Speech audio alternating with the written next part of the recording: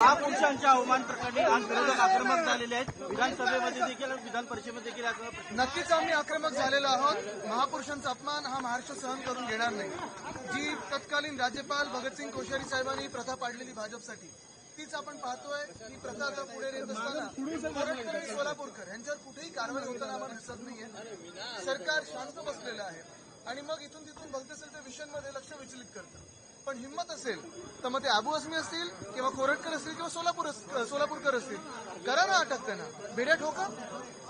कोरटकर आणि देवेंद्र फडणवीसांचे फोटो देखील समोर आलेले आहेत। आज कोरटकर आता आज फोटोज खूप चर्चेत आहेत, अनेक फोटोज चर्चेत आलेले आहेत।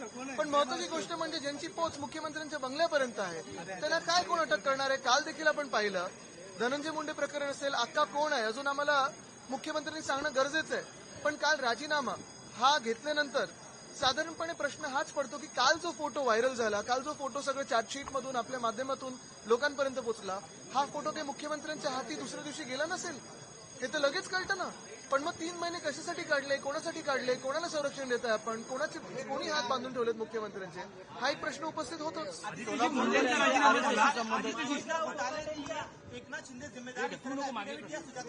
देखिए बहुत सारे घोटाले एकनाथ शिंदे के हाथों से ही हुए, और अगर आप सही मायने से देखें तो ये सीएम ने एकनाथ शिंदे को भी बर्खास्त करना चाहिए, क्योंकि उनके हाथों से एमएमआरडीए का घोटाला हो, बीएमसी में काफी सारे घोटाले हो, रोड स्कैम हो, सारे तो सारे उन्होंने ही किए।